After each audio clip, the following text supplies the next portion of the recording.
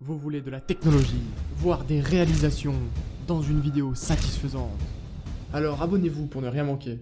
On va réaliser aujourd'hui une Google Home avec le Voice Kit de Google. C'est un kit mis à disposition par le site Hey Project with Google. Ils fournissent avec la dock d'assemblage et les configurations pour faire fonctionner les cartes électroniques. Le kit se branche sur une Raspberry. C'est comme un mini ordinateur pour ceux qui ne le connaissent pas. J'ai envie de me créer une Google Home pas chère en assemblant moi-même le système. C'est parti pour la réalisation.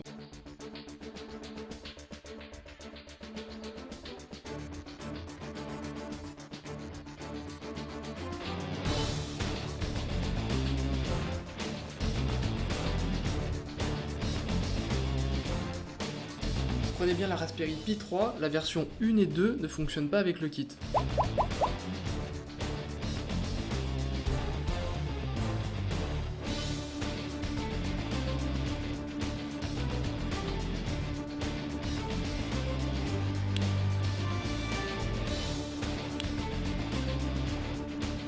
Le kit est super cool à monter, je m'amuse bien. Il y a même une dock fournie avec, il y a toutes les explications dessus, étape par étape, pour le montage. La partie branchement est aussi facile à réaliser, le tout m'aura pris moins d'1 heure.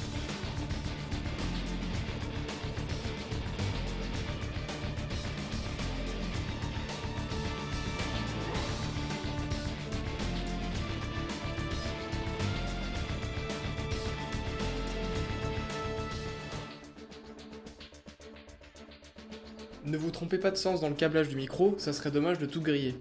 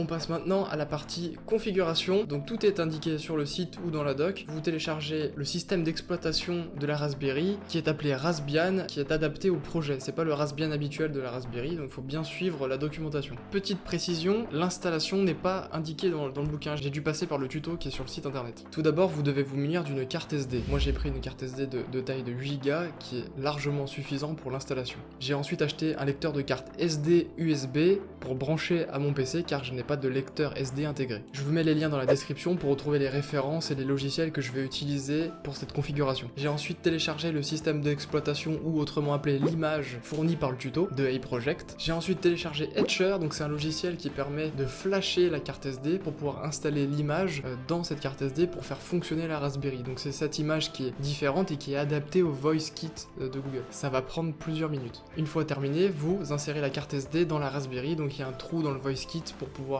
avoir accès à cette partie. Vous branchez ensuite un écran en HDMI, un clavier et une souris dans les ports USB de la Raspberry, et là, c'est parti, vous n'avez plus qu'à brancher l'alimentation et votre carte va démarrer. Si vous n'arrivez pas jusqu'au bureau de la Raspberry, c'est que vous avez eu un problème lors de l'installation de l'image, donc je pense qu'il faut recommencer l'étape d'avant. Faites aussi bien attention avec le câble d'alimentation, il est conseillé de ne pas le brancher à un PC, alors moi c'est l'inverse qui s'est passé, je l'ai branché sur le secteur, je pense que le câble était défaillant, ma carte arrêtait pas de redémarrer redémarrer, comme s'il y avait des coupures de courant toutes les 10-15 secondes. Donc à ce moment-là, j'ai changé de câble, je l'ai branché sur mon PC et ça a fonctionné jusqu'à la fin. Une fois sur le bureau, il est important de changer le mot de passe dans les paramètres pour sécuriser votre Raspberry parce que le mot de passe est toujours celui par défaut. Ensuite, vous avez le premier test satisfaisant qui va vous réjouir, c'est le test du son et du micro de la carte, du kit. Donc pour ça, il faut cliquer sur l'icône Check Audio et suivez les 2 étapes pour lancer le petit test de la carte. Ça va enregistrer votre voix et la répéter tout simplement. Maintenant, vous vous connectez à la Wi-Fi, donc c'est en haut à droite du bureau.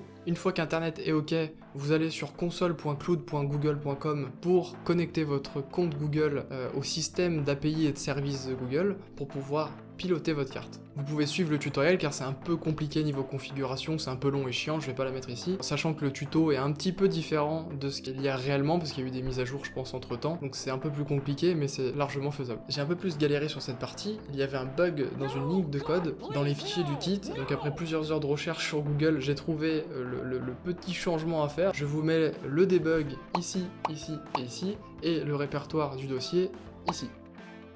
Une fois réparé, vous devez lancer une ligne de commande dans l'invite de commande de la Raspberry pour pouvoir lancer la Google Home et la faire fonctionner. Vous attendez quelques secondes et le kit est prêt à démarrer, vous avez plus qu'à appuyer sur le bouton du dessus et commencer à parler à la Google Home. Bonjour. Bonsoir, il est actuellement 18h55. Il fait 13 degrés avec un ciel dégagé. Cette nuit, il devrait faire 11 degrés avec un ciel dégagé. Passez une bonne journée. Raconte-moi une blague. Que faisaient les dinosaures quand ils n'arrivaient pas à se décider? Des tirages aux ors. Le kit était vraiment sympa à monter, je suis juste un peu déçu des fonctionnalités. J'ai pas réussi à faire fonctionner le kit juste avec la commande vocale OK Google, car la ligne de code était aussi buggée sur ce fichier et j'ai pas réussi à trouver de solution. J'ai voulu aussi lancer de la musique, mais la Google Home ne reconnaissait pas Spotify. Je pense que ça vient du fait que j'ai le kit version 1, comme il y a une version 2, je pense que ça doit mieux fonctionner, il doit y avoir plus de possibilités. En comparant le prix, c'est vrai qu'une Google Home coûte environ 100€. Là, avec le kit, j'en ai eu pour 30€, 30€ de Raspberry et à peu près 5€ de fourniture annexe, donc en fait ça m'a coûté 65€ pour pas vraiment fonctionner, donc je pense qu'avec 35€ de plus, autant prendre une Google Home classique si on fait ça pour avoir des vraies fonctionnalités et pas pour la beauté de la construction et de la configuration. Après la Raspberry, je vais pouvoir la réutiliser dans d'autres projets, donc c'est pas vraiment perdu. J'ai vu qu'il était aussi possible soi-même de coder les fichiers mis à disposition dans le kit, donc c'est en langage Python, c'est là où ça devient vraiment intéressant, mais c'était trop compliqué pour moi, j'ai pas le niveau pour coder en Python des configurations de commandes vocales. En tout cas, c'est une super initiation pour configurer une Raspberry dans un projet. Il n'y a pas besoin d'imprimante 3D pour construire le boîtier, tout est fourni dans le kit et vous montez votre mini Google Home dans une boîte en carton qui est conçue pour, donc c'est vraiment cool à faire. On se dit à la prochaine dans une nouvelle vidéo, je vous mets tous les liens dans la description pour faire votre kit. N'oubliez pas de liker et d'activer la petite cloche pour ne rien manquer.